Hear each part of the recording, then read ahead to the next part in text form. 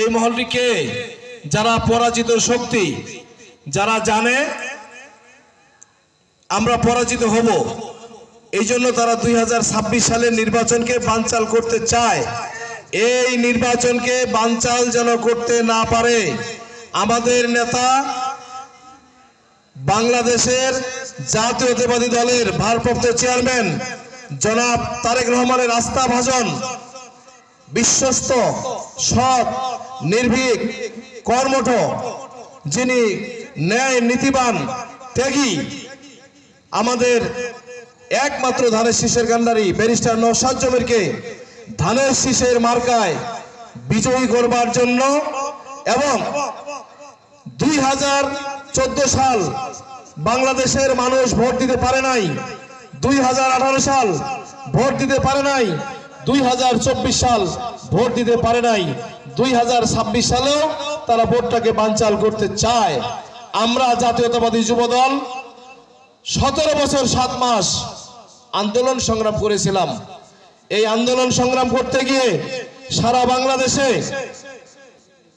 সবচেয়ে বেশি নির্যাতনের শিকার হয়েছিল জাতীয়তাবাদী যুবদল।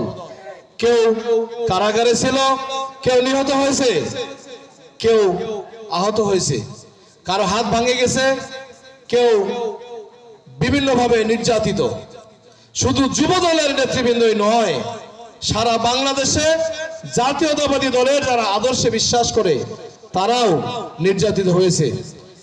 আমি আপনাদেরকে বলতে চাই, এই যুব সমাবেশের মূল লক্ষ্যটাই হলো আমরা আগামী সংসদ নির্বাচনটা যেন বানচাল করতে না পারে।